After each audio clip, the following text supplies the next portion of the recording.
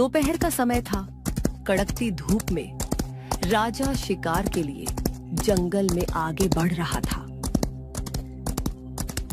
काफी देर तक शिकार न मिला और कड़कती धूप के कारण राजा का प्यास से बुरा हाल हो गया। कितनी जोरों से धूप है और शिकार भी नहीं मिला। मेरा तो प्यास से गला सूखा जा रहा है। मुझे पानी की तलाश करनी होगी, नहीं तो प्यास की वजह से मेरा यही दम घुट जाएगा। इतना कह राजा पानी की तलाश में धीरे धीरे आगे बढ़ता है और एक नदी के पास पहुंचता है। इसी बीच राजा की दृष्टि उस नदी पर पड़ी। वहां एक रूपवती कन्या स्नान कर रही थी।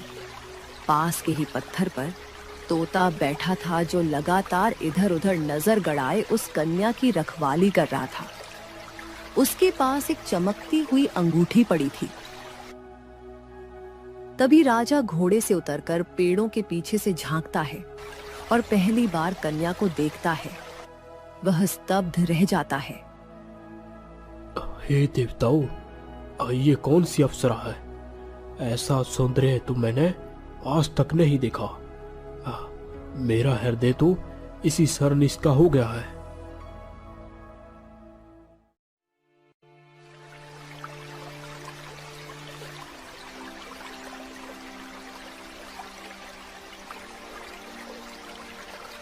वाह वसुंधरा, आज तो पूरा वातावरण भी तुम्हारी सुंदरता से और निखर गया है।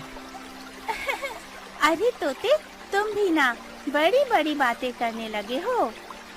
सच कह रहा हूँ, तुम्हारी सुंदरता तो कमल से भी कोमल है। तोते, अब और मत बढ़ा चढ़ा कर कहो, मैं तो साधारण कन्या ही हूँ। नहीं वसुंधरा, तुम साधारण नहीं हो। देखो अपने आप को, तुम्हारी ये सुंदरता अद्भुत है। राजा पेड़ के पीछे छिपकर उन्हें देख रहा था। वसुंधरा, जल्दी स्नान पूरा कर लो, कहीं कोई आ ना जाए। अरे तू भी ना हर समय चौकसी करता रहता है। ये जंगल है, यहाँ कौन आएगा? तभी राजा का घोड़ा आवाज करता है। कोई है, कोई है यहाँ पास में। तभी कन्या अपने वस्त्र पहन लेती है और नदी से बाहर आती है। कौन आया है वहाँ? तभी राजा आगे बढ़ता है, हाथ जोड़कर आदर से बोलता है। क्षमा करें देवी, मेरा कोई अनुसूचित इरादा नहीं था। मैं इस वन का राजा हूँ। आपकी सुंदरता ने मुझे रोक लिया। आपका रूप देखकर ऐसा लगता है मानो स्वयं सरस्वती नदी से बाहर आ खड़ी हुई है। दूर रहो हे राजा, मेरी वसुंधरा को स्नान करते हुए तुम छुप छुप कर देख रहे थे और अब तुम मेरी वसुंधरा को परेशान करने के लिए आ गई। अरे वाह, ये तो बोलने वाला तोता है। सच ही कहते हैं, ऐसी सुंदर कन्या के पास इतना चतुर रक्षक होना ही चाहिए। किंतु हे सुंदरी, मैं केवल आपसे परिचय पाना चाहता हूँ। यदि आपका हृदय निर्मल है तो शायद परिचय हो ही जाएगा। देवी, मैं जानता हूँ मेरा यहाँ आना आपको असहज कर रहा होगा, किंतु मेरा मन कहता है कि विधाता ने हमें यही मिलवाया है। महाराज, मैं केवल एक साधारण कन्या हूँ। राजाओं के वैभव और मेरे जीवन में बहुत अंतर है। ये सही कह रही है मेरी वसुंधरा। राजा लोग आते हैं, मीठे बोल बोलते हैं, फिर भूल जाते हैं।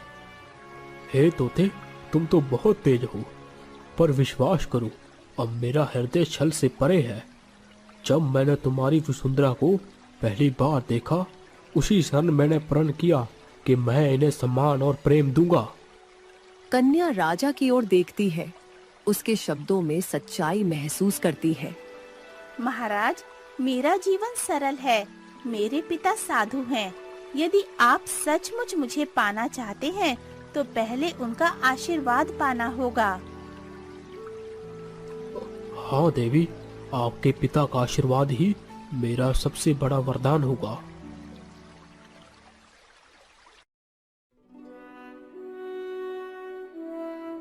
वसुंधरा अब महल की रानी बन चुकी थी और वह तोता भी अब उनके साथ महल में रहता और रानी वसुंधरा की देखभाल करता।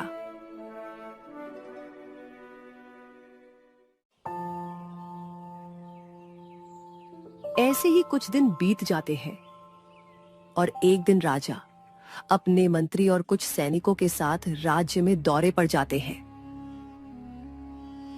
मंत्री जी, आज हमें राज्य की सीमा पर जाना होगा। किसानों की समस्या और नए कर की व्यवस्था देखनी है। इसमें पूरा दिन लग सकता है। जी महाराज, तैयारियां हो चुकी हैं। घोड़े महल द्वार पर खड़े हैं। राजा बालकनी की ओर आता है जहां रानी खड़ी थी। प्रिय, आज मुझे राज्य का दौरा करना है। दिन भर मैं बाहर रहूंगा। तुम महल में निश्चित रहो। और हाँ, तुम्हारे प्यारे तोते को मैंने यही काम सौंपा है कि वह तुम्हारा और तुम्हारी अंगूठी का पूरा ध्यान रखे। जी महाराज, आप निश्चित होकर जाइए। मैं अपनी वसुंधरा पर पल भर भी आंच नहीं आने दूंगा। महाराज, जाते जाते एक बात कहनी है। आज ना जाने क्यों मुझे अपने पिताजी की बहुत याद आ रही है। उनका आशीर्वाद मिले बिना मन व्याकुल हो रहा है। प्रिय, चिंता मत करो। जब मैं लौट आऊंगा तो हम तुम्हें पिताजी से मिलवाने अवश्य चलेंगे। अभी राज्य का काम जरूरी है। हाँ महाराज, आप बेफिक्र रहिए। रानी जी सुरक्षित रहेंगी। मैं तोते की आँख हूँ और मेरी आँख कभी भी नहीं झपकती। ठीक है मेरे मित्र, तुम्हारे रहते हुए मुझे कोई चिंता नहीं। राजा और मंत्री घोड़ों पर सवार होकर महल से निकल जाते हैं।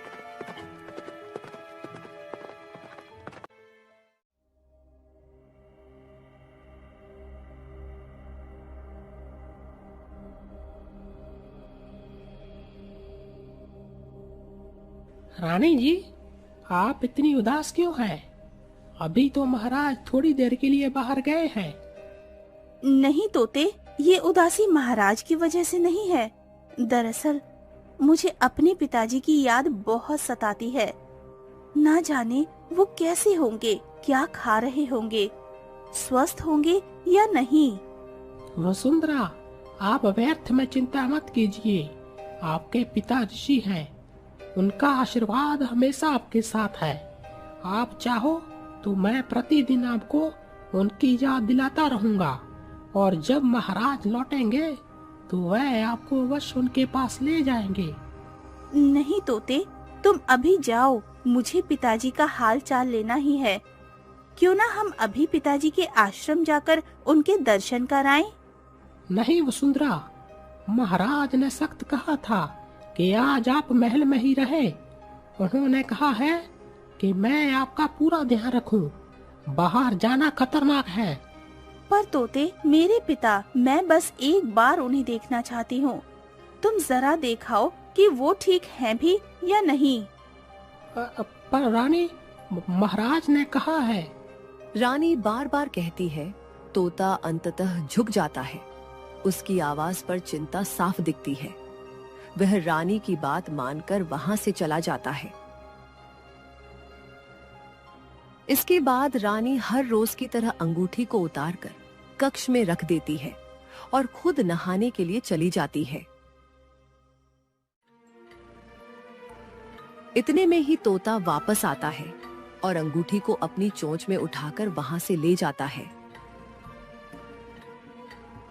रानी स्नानागार से बाहर आती है और उस स्थान को देखती है। यहाँ अंगूठी रखी थी और अंगूठी वहां नहीं दिखती। अचानक घबराहट से रानी इधर उधर खोजने लगती है, लेकिन अंगूठी उसे नहीं मिलती। नहीं, ये कैसे हो सकता है? मेरी अंगूठी कहाँ गई? उसके चेहरे पर डर और बेचैनी आ जाती है। तभी बाहर से दासी दौड़कर आती है। महारानी, क्या हुआ? आप ठीक तो हैं? दासी, मेरी अंगूठी। अंगूठी? कौन सी अंगूठी महारानी? वही मेरी अंगूठी।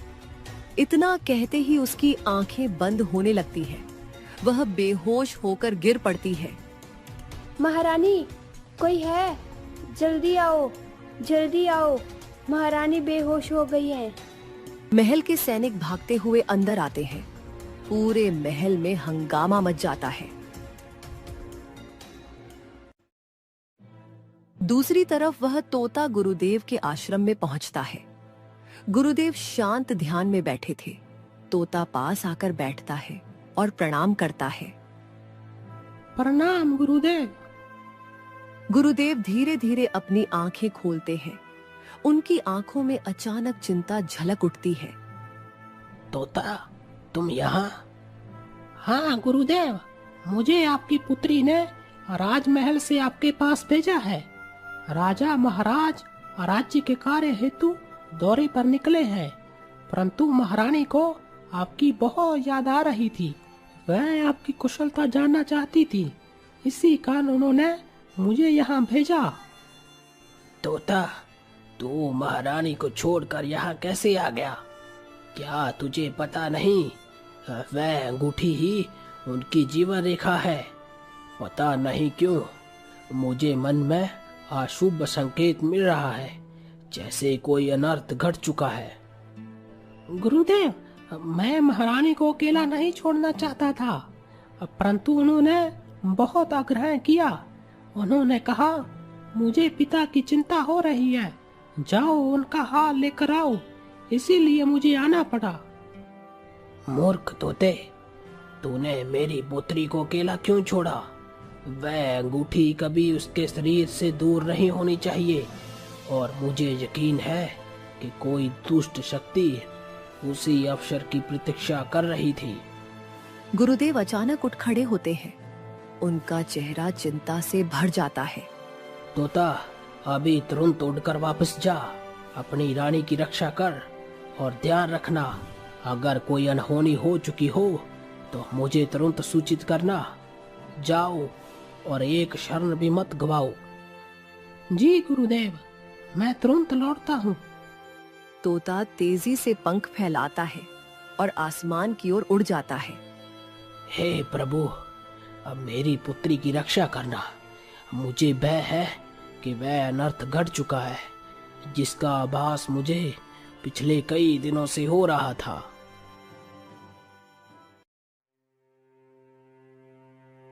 रानी बिस्तर पर पड़ी हुई थी। तभी उड़ता हुआ तोता महल में प्रवेश करता है और रानी को देखकर व्याकुल हो जाता है। वसुंधरा, ये क्या हो गया? बताओ, मेरी रानी के साथ क्या हुआ? ये हाल कैसे हुआ? तोते, महारानी की अंगूठी कहीं गुम हो गई है। सारा महल छान डाला, हर जगह ढूंढा, मगर अंगूठी का कहीं पता नहीं चला, और उसी पल से उनकी सांसें धीमी पड़ गई। इतने में राजा विक्रम महल में प्रवेश करते हैं। वे अपनी रानी को बिस्तर पर देखकर चीख उठते हैं। वसुंधरा, ये क्या हो गया? ये क्या हो गया मेरी प्राण प्यारी को? हे विधाता, मैं किस मुंह से जीऊंगा अब? वे आंसू पोंछते हुए अचानक तोते की ओर देखते हैं। तोते, कहाँ थे तुम? तुम्हें मैंने अपनी रानी की रक्षा का भार सौंपा था। तुम कहाँ थे, बताओ। महाराज, मुझे क्षमा कर दे। महारानी ने स्वयं मुझे उनके पिता का हाल पूछने भेजा था। मैंने बहुत समझाया।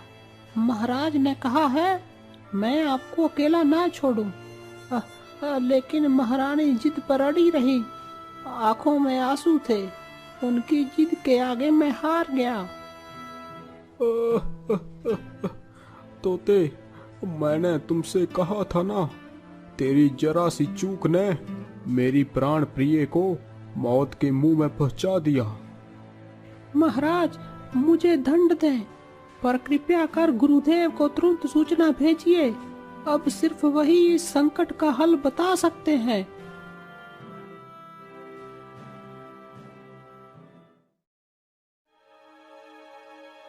तभी आश्रम से गुरुदेव आते हैं। जैसे ही वे अपनी पुत्री को इस हालत में देखते हैं, उनका दिल टूट जाता है और करुण स्वर में पुकार उठते हैं। राजन, तुमने मुझे वचन दिया था कि मैं तुम्हारी पुत्री की रक्षा करूंगा। ये रक्षा है तुम्हारी, यही रक्षा है तुम्हारी। तुमने मेरी बेटी को मौत के हवाले कर दिया। राजा विक्रम उनके चरणों में गिर पड़ते हैं। गुरुदेव, मुझे क्षमा कर दो, मेरी वसुंधरा को बचा लो। मुझे बताइए मैं क्या करूं? आप उनकी जीवन रेखा बनो। मैं अपना सब कुछ दांव पर लगाने को तैयार हूं गुरुदेव। राजन, अब उसे जीवित रखने की केवल एक ही आशा है, वही अंगूठी। जब तक वह अंगूठी वापस ना मिले, इसे बचाना असंभव है। राजा विक्रम तुरंत उठ खड़े होते हैं और अपने मंत्री को पुकारते हैं। हाँ, मंत्री जी, तुरंत पूरे राज्य में ऐलान कर दो, जो भी मेरी रानी की अंगूठी ढूंढ लाएगा, मैं उसे मुंह मांगा इनाम दूंगा। धरती का धन, सामान, सब कुछ उसे मिलेगा। जाओ, एक क्षण भी व्यर्थ मत करो। जी महाराज, जैसा आपका आदेश।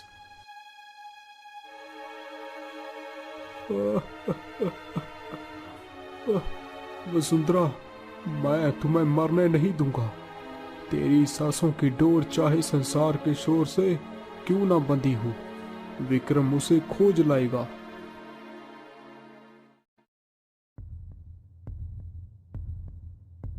सुनो सुनो सुनो, राजा का आदेश है, जो भी रानी की खोई हुई अंगूठी ढूंढ कर लाएगा, उसे राजा महाराज अपने हाथ से मुंह मांगा इनाम देंगे। रानी का प्राण उसी अंगूठी पर टिका है। घर घर और खलिहान खलिहान तक यह खबर पहुंचा दो।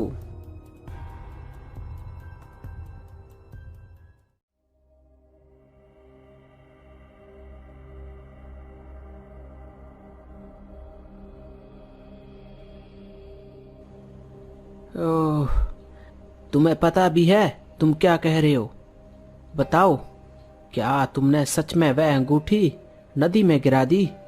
साफ साफ बोलो। मालिक, मुझे माफ कर दीजिए। मैं सच कह रहा हूँ। मैं उड़ रहा था, नदी पार करते हुए अंगूठी मेरी चोंच से छूट गई और पानी में गिर गई। है, ये तुमने क्या कर दिया तोते?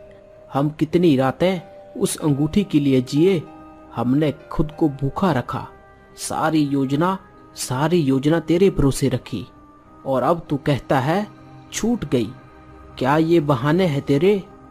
हमने क्या सोचा था राजा अपनी पत्नी की अंगूठी पाने के बाद हमें मुंह मांगा इनाम देगा, सम्मान देगा, पर तूने सब कुछ एक ही पल में बर्बाद कर दिया। सोच अब क्या होगा। अगर राजा को पता चल गया तो वह हमें जिंदा दफन कर देगा। मालिक, मैं वचन देता हूँ, नदी पर जाऊंगा, कुछ भी कर लूंगा। मैं अंगूठी वापस लाने की कोशिश करूंगा। अब कैसी कोशिश? अब तुम वह अंगूठी नदी से कैसे वापस कर पाएगा? तू अब इस पिंजरे में रहेगा, भूखा प्यासा, ताकि तू समझ सके जिम्मेदारी क्या होती है। तब तक तेरा जेल जैसा जीवन रहेगा। वह तोते की गर्दन पकड़कर उसे छोटे लोहे के पिंजरे में धकेल देता है। तोता चीखता खुहरता पर सैनिक पिंजरे का दरवाजा जकड़ देता है। मालिक, दया करो, मैं फिर से ढूंढ लाऊंगा, मैं फिर से कोशिश करूंगा। बोलना बंद कर। अगर तूने सच में मेरी उम्मीदों को पूरा किया होता तो हम क्या से क्या बन जाते। अब सड़ इस पिंजरे में। सैनिक तोते को पिंजरे में बंद कर झोपड़ी से बाहर चला जाता है।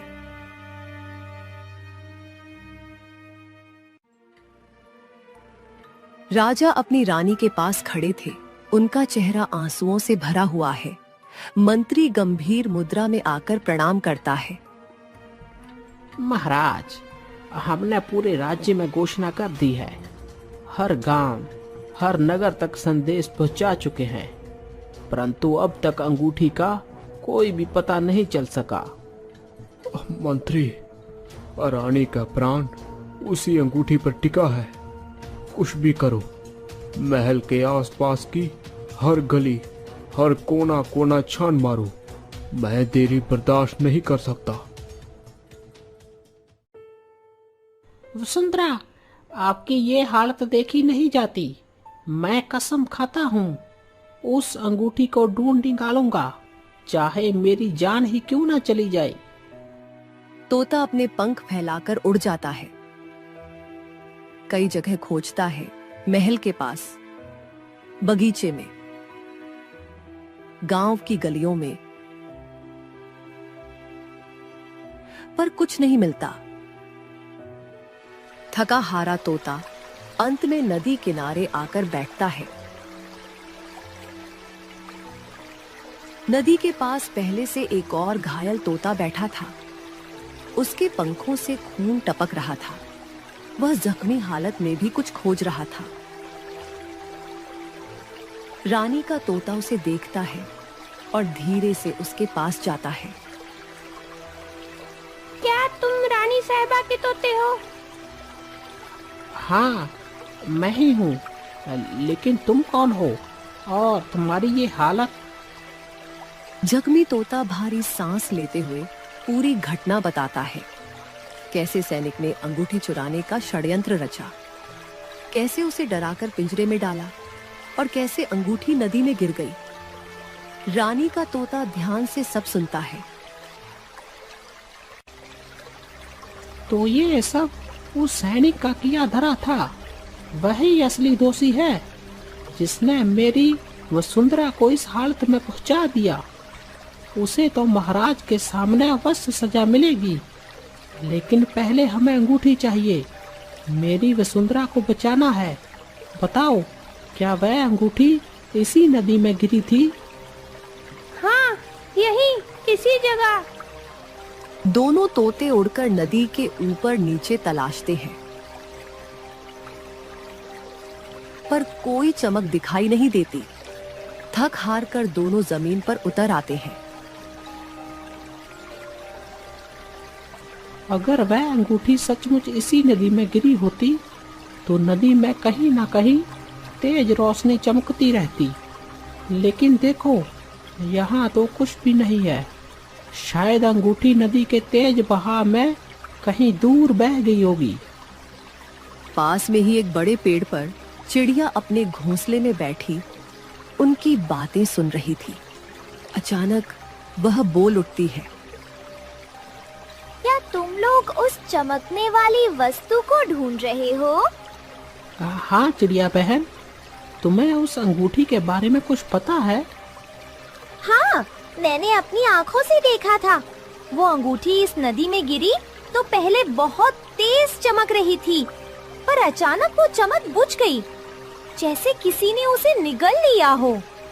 मुझे लगा कोई नदी की मछली, कोई अदृश्य प्राणी उस अंगूठी को अपने साथ ले गया है।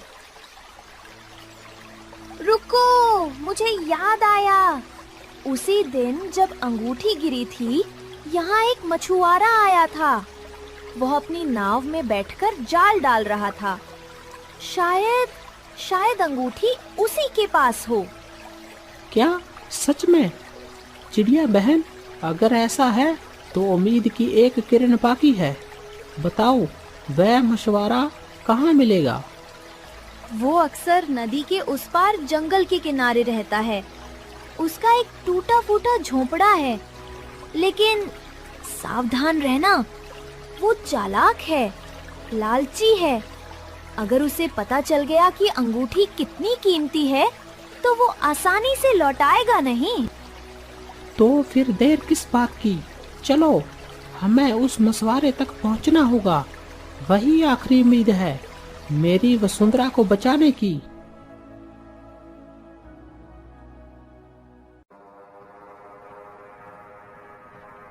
झोपड़ी के बाहर मछुआरा बैठा था।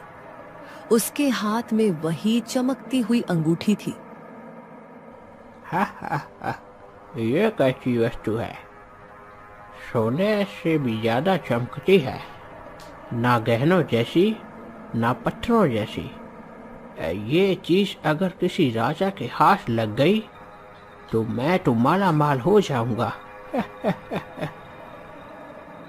तभी पेड़ पर बैठे तोते और चिड़िया सब देख लेते हैं।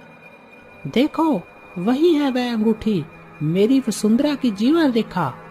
लेकिन ये तो उसकी पकड़ में है। इस लालची इंसान से अंगूठी लेना आसान नहीं होगा। हमें चालाकी से काम लेना होगा।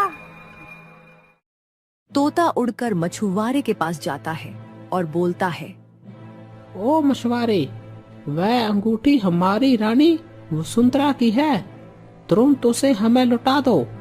यह तुम्हारे लिए खेल नहीं, किसी की जान का सवाल है। अरे वाह, बोलने वाला तोता। तो यह अंगूठी वाकई कोई मामूली चीज नहीं है। अब तो मैं पक्का यकीन कर गया हूँ कि इसके बदले मुझे खजाना मिलेगा। राजा से मिलकर सौदा करूंगा। जब तक मुझे सोना चांदी नहीं मिलेगा, यह अंगूठी मैं किसी को नहीं दूंगा। हाँ मछुआरे, तुम्हें इनाम मिल जाएगा।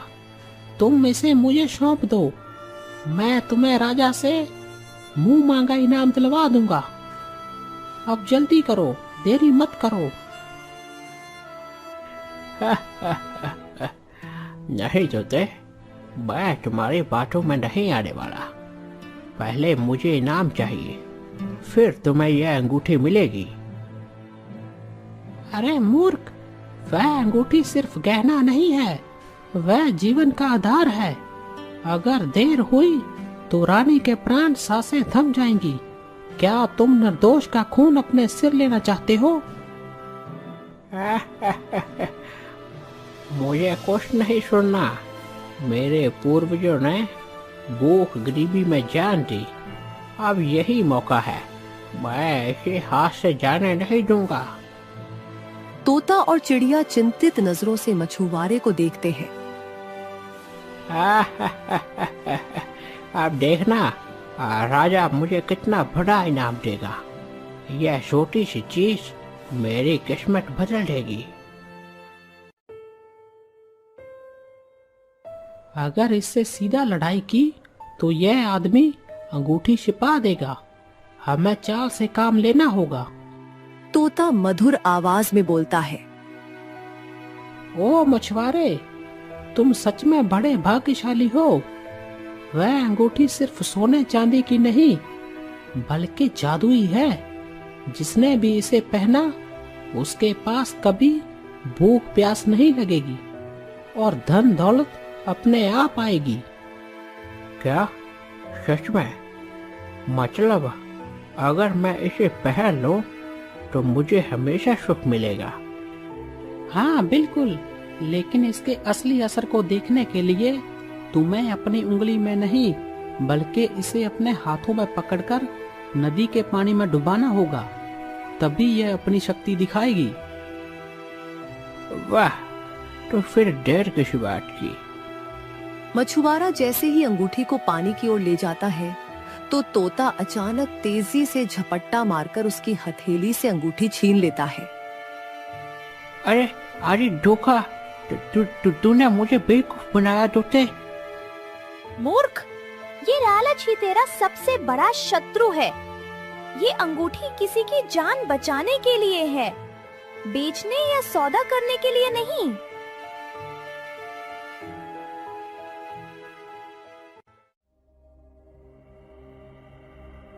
महल में रानी बिस्तर पर निढाल पड़ी थी। तभी तोता उड़ता हुआ आता है। उसकी चोंच में चमकती हुई अंगूठी थी।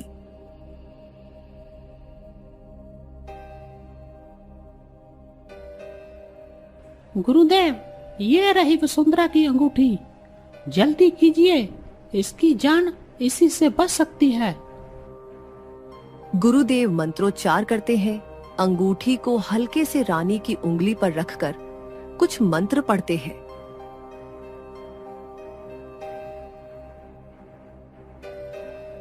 तभी हल्की रोशनी फैलती है, रानी की सांसें लौटने लगती हैं। पिताजी, बेटी, तू फिर से जीवन पा गई। अब तोता राजा की ओर देखता है और सच्चाई बताता है। महाराज, आपकी वसुंधरा की अंगूठी गुम नहीं बल्कि चोरी हुई थी।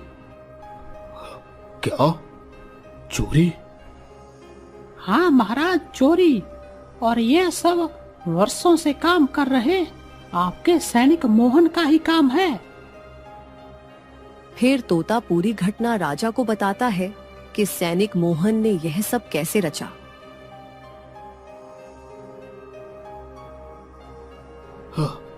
जाओ, उस विश्वास का सैनिक को पेश करो।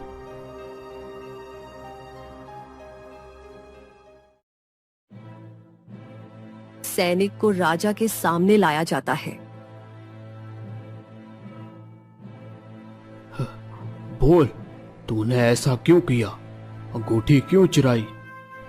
हाँ महाराज, मैंने यह किया। मेरे पूर्वज सालों से आपके राज्य के लिए लड़ते आए। हमने खून बहाया, बलिदान दिया, पर हमें कभी कोई मान, कोई पद, कोई दर्जा नहीं मिला। मैंने सोचा यह अंगूठी लेकर मैं आपसे मुंह मंगाई ना मांगूंगा, मुझे ऊंचा पद मिलेगा, मेरी किस्मत बदलेगी। नीच, वफादारी का नाम पाने के लिए विश्वासघात किया। तूने मेरी रानी की जान जोखिम में डाली। तेरे दुख मैं समझ सकता हूँ, पर तेरी करनी का अपराध उससे भी बड़ा है।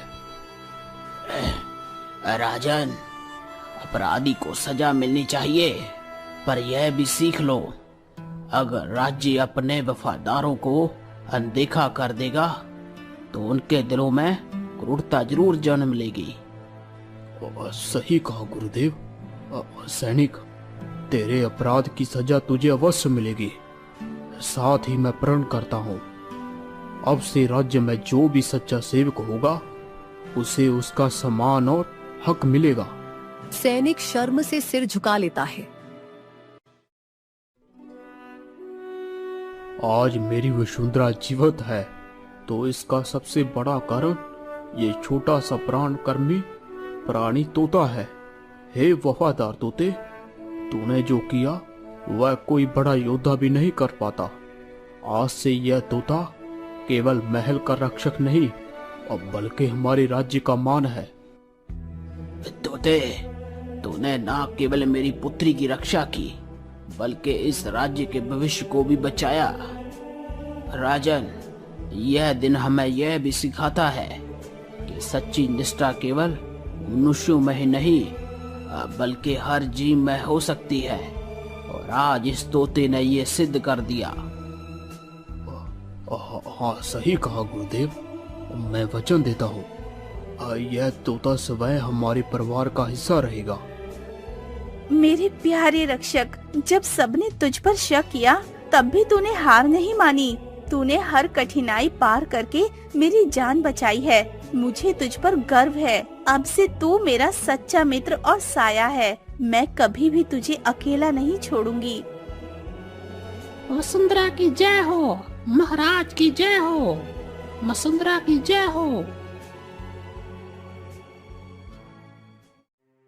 सेनापति और कुछ सैनिक मिलकर राजा भानु प्रताप को दूर जंगल में फेंक जाते हैं। हाँ, ये मैंने क्या किया? उस साधु की झूठी बातों में आकर मैंने अपने रतन जैसे पुत्र को त्याग दिया और इस सांप को दूध पिलाता रहा।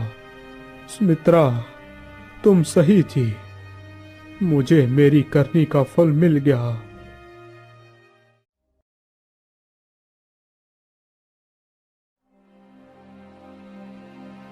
प्रणाम छोटी बहन, कैसी हैं आप? सुना है आज वीरेंद्र प्रताप ने अस्त्र शस्त्र के अभ्यास में बहुत अच्छा प्रदर्शन किया है। जी हाँ, मेरा पुत्र एक शक्तिशाली राज्य का रक्त है। कौशल तो उसके रग रग में है। वैसे आपके पुत्र रुद्र प्रताप कहाँ है? दिखाई नहीं दे रहे। रुद्र इस समय महाराज के साथ राज्यसभा में है। महाराज उन्हें राज्य की बारीकियों और न्याय व्यवस्था के बारे में सिखा रहे हैं। इतना कह सुमित्रा वहाँ से चली जाती है। हर जगह बस रुद्र प्रताप। महाराज ने मान ही लिया है कि वही इस सिंहासन का उत्तराधिकारी होगा। वह सुमित्रा एक छोटे से राज्य की राजकुमारी होकर भी आज इस साम्राज्य की महारानी बने बैठी है, और मैं इतने बड़े और शक्तिशाली राज्य की बेटी होने के बावजूद भी उसके पीछे खड़ी रहती हूँ। मुझे समान अधिकार नहीं, सर्वोच्च अधिकार चाहिए।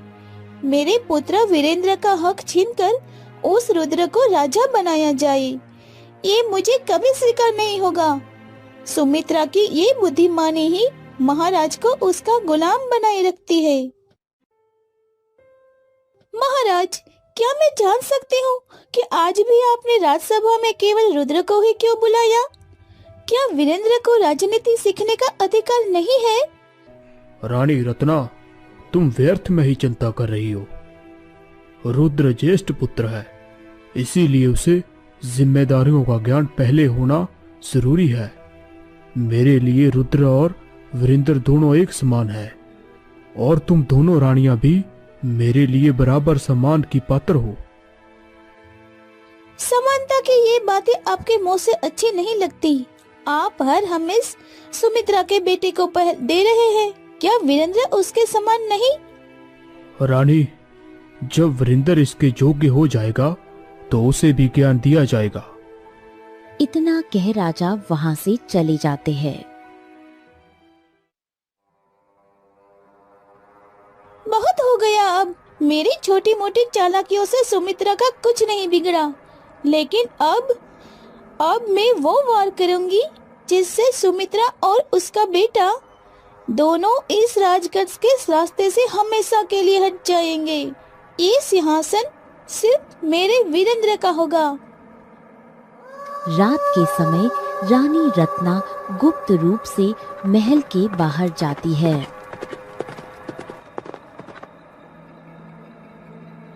देखो, जो काम मैं तुम्हें सौंप रही हूँ उसमें रत्ती भर भी चूक नहीं होनी चाहिए। अगर तुम सफल हुए तो इतना स्वर्ण मिलेगा कि तुम्हारे साथ पीढ़ियां राज करेगी। हुक्म कीजिए महारानी। इस बहरूपिये के लिए किसी का भी रूप धरना और उसे सच कर दिखाना पाए हाथ का खेल है। तुम्हें एक सिद्धू साधु का वेश धारण करना होगा। महाराज के अतीत की कुछ बातें हैं जो केवल उन्हें पता है, उन्हें रट लो। तुम्हें महाराज का विश्वास जीतना है और फिर उनके मन में राजकुमार रुद्र प्रताप के खिलाफ जहर घोलना है। समझ गया महारानी, आप बेफिक्र हो जाइए। महाराज को लगेगा कि साक्षात ईश्वर का दूत उनसे बात कर रहा है। आप बेफिक्र रहिए महारानी।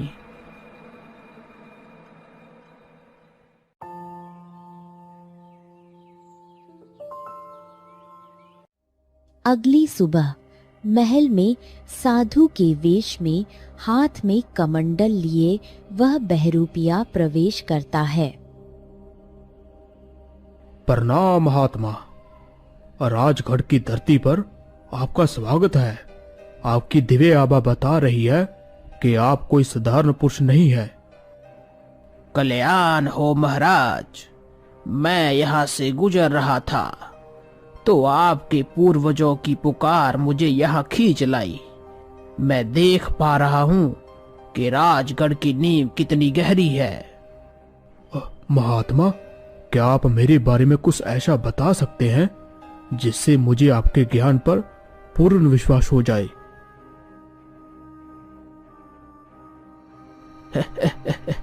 महाराज, मैं देख पा रहा हूँ आज से 20 वर्ष पहले जब आप शिकार पर गए थे और एक घायल हिरनी को बचाने के लिए आपने स्वयं के हाथ पर कटार का घाव सहा था, वह निशान आज भी आपके बाएं कंधे के नीचे मौजूद है। क्या मैं सत्य कह रहा हूँ? अद्भुत। यह बात तो रानी सुमित्रा के अलावा और कोई नहीं जानता। इतना ही नहीं महाराज, राज्य अभिषेक से एक रात पहले आप अपने कुल देवता के मंदिर में अकेले गए थे और आपने गुप्त मन्नत मांगी थी कि यदि आपको पुत्र रत्न की प्राप्ति हुई तो आप पास के मंदिर में स्वर्ण कलश दान करेंगे। वह मन्नत आपने चुपचाप पूरी की थी, बिना किसी को बताए। हे दिव्य पुरुष, आप तो साक्षात अंतर्यामी है। मेरे मन के भीतर के रहस्य भी आप जानते हैं। कृपया कर मेरा मार्गदर्शन करें। महाराज, अतीत सुखद था, लेकिन भविष्य अत्यंत भयानक दिख रहा है। जिस पुत्र के लिए आपने मन्नतें मांगी थी वही आपके विनाश का कारण बनने वाला है। आप क्या कहना चाहते हैं महाराज? साफ साफ कहिए। महाराज, राजकुमारी रुद्र प्रताप की कुंडली में मृत्युहंता योग है। जैसे जैसे उसकी शक्ति बढ़ेगी आपके जीवन की लो कम होती जाएगी। सत्ता के मोह में वह अपनी कटार आपके सीने के पार कर देगा। यदि आप जीवित रहना चाहते हैं तो उस बालक को अपनी आंखों से दूर कर दीजिए। महाराज, आपको अभी भी संशय है तो सुनिए।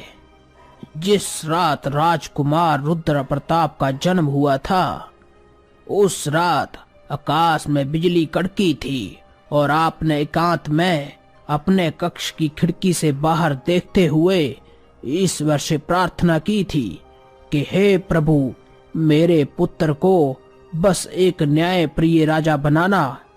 क्या यह सत्य नहीं है महाराज? हे ईश्वर, यह तो मेरी अंतरात्मा की पुकार थी। मैंने यह शब्द कभी भी किसी के सामने उच्चारित भी नहीं किए थे। महात्मा, आप तो साक्षात भगवान का रूप है। अब मुझे आपके एक एक शब्द पर पूर्ण विश्वास है। विश्वास मेरा नहीं, काल के सत्य का कीजिए महाराज। मुझे आपसे कोई धन दौलत नहीं चाहिए। मैं तो बस आपको संचेत करने आया था। पुत्र का मोह राजा के विवेक को मार देता है। याद रखिए, आज का वह बालक कल का काल बनेगा। किंतु महाराज, क्या इसका कोई उपाय नहीं है? क्या रुद्रा सचमुच ऐसा करेगा? नियत बदली नहीं जा सकती महाराज, केवल टाली जा सकती है। यदि वह इस राज्य की सीमा के भीतर रहा, सूर्य अस्त होने जैसा निश्चित है आपका अंत। निर्णय आपका है, अपना जीवन या अपने पुत्र का मोह।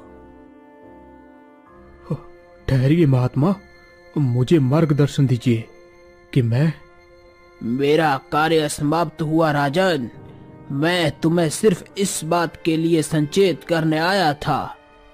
अब कोई प्रश्न नहीं, केवल कर्म कीजिए।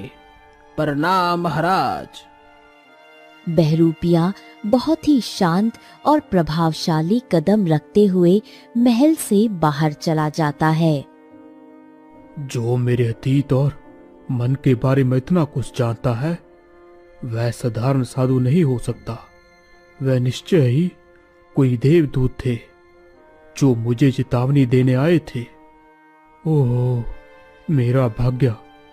क्या मेरा अपना ही पुत्र मेरा शत्रु बनेगा?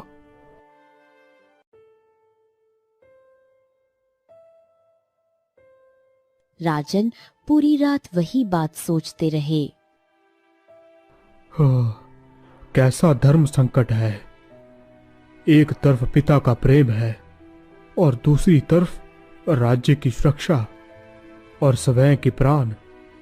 साधु की बातें असत्य नहीं हो सकती। उन्होंने वह रहस्य बताए जो कोई नहीं जानता था। मुझे ये कठोर निर्णय लेना ही होगा। रुद्र, तुम्हें मुझसे दूर जाना ही होगा।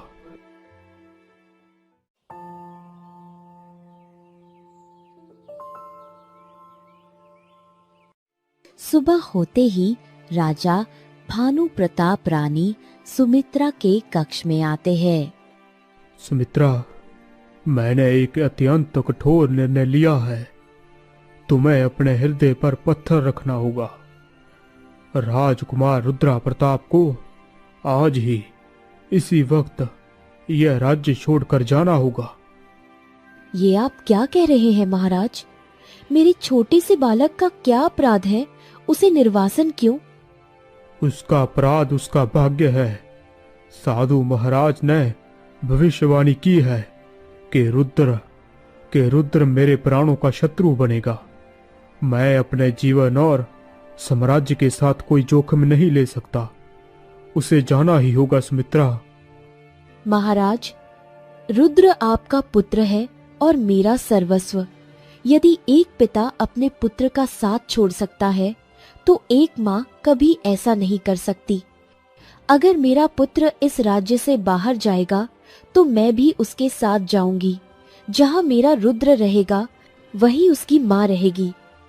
सुमित्रा, तुम पागलपन कर रही हो। तुम एक महारानी हो। महलों के सुख छोड़कर दर दर ठोकरें क्यों खाना चाहती हो? महाराज, महलों का सुख मुझे मेरे पुत्र से बढ़कर नहीं है। आप अपनी सुरक्षा चुनिए, मैं अपना धर्म चुनती हूँ। मैं उसे इस क्रूर दुनिया में अकेला नहीं छोड़ूंगी। आज से आपके लिए राजगढ़ का सिंहासन है और मेरे लिए मेरा पुत्र। रत्ना यह सब देख बहुत खुश हो रही थी क्योंकि अब उसके बेटे को ही सिंहासन मिलना था। आएगा। ऐसे ही कुछ वर्ष बीत जाते हैं। पुत्र वीरेंद्र, अखाड़े के गुरुजी ने बताया कि तुम आज फिर अभ्यास के लिए नहीं पहुंचे। तुम इस विशाल साम्राज्य की राजकुमार हो। कल को तुम्हें ही इसकी भाग दौड़ संभालनी होगी। क्या तुम्हें अपनी जिम्मेदारियों का बिल्कुल भान नहीं है? पिताजी, अभ्यास करने के लिए सेवक है। मुझे पसीना बहाने की क्या आवश्यकता? और भाग दौड़ की चिंता आप क्यों करते हैं? राजा का पुत्र तो राजा ही बनेगा ना, चाहे उसे युद्ध आता है या नहीं। मूर्खतापूर्ण बातें मत करो। एक राजा केवल जन्म से नहीं, अपनी विद्या, नीति और वीरता से पहचाना जाता है। यदि तुम स्वयं को नहीं बदलोगे तो मैं तुम्हें इस सिंहासन के योग्य कभी नहीं मानूंगा। इतना कह राजा वहां से चले जाते हैं। सेनापति, सुना आपने? महाराज कह रहे हैं कि वह मुझे राजा नहीं बनाएगी। लगता है बुढ़ापे में उसकी बुद्धि भ्रष्ट हो गई है। हमें कुछ करना होगा। राजकुमार, महाराज के विश्वास पात्र मंत्री हमारे रास्ते का कांटा है। यदि वह हट जाए तो सेना हमारे नियंत्रण में होगी और सिंहासन आपके कदमों में। तो देर किस बात की? आज रात के भोजन में मंत्री के लिए विशेष उपहार का प्रबंध करो। उसके बाद हम महाराज का हिसाब करेंगे। मंत्री की मृत्यु के बाद राजकुमार वीरेंद्र प्रताप सेनापति के साथ महाराज के कक्ष में घुसते हैं। वीरेंद्र, सेनापति, ये क्या है? इस तरह मेरे कक्ष में आने का क्या अर्थ है? अर्थ बहुत सरल है पूर्व महाराज। अब आपकी सत्ता का सूर्यास्त हो चुका है। सेनापति, इसके सिर से वह मुकुट उतारो जिसे देने में ये आनाकानी कर रहे थे। धिक्कार है तुम पर। मैंने तुम्हें पुत्र माना और तुम। अब आप राजा नहीं, एक साधारण वृद्ध है। ये कीमती वस्त्र आप पर शोभा नहीं देते। रत्ना, देखो तुम्हारा पुत्र क्या कर रहा है। कुछ तो बोलो रत्ना, क्या तुम अपने पति का यह अपमान देख सकती हो? जो शक्तिशाली होता है राज्य उसी का होता है महाराज। वीरेंद्र ने वही किया जो उसे उचित लगा। मैं इसमें क्या कह सकती हूँ? सेनापति, इसे साधारण कपड़ों में महल की सीमा से बाहर फेंक दो। आज से राजगढ़ का राजा मैं हूँ। सेनापति और कुछ सैनिक मिलकर राजा भानु प्रताप को दूर जंगल में फेंक जाते हैं। हाँ, ये मैंने क्या किया?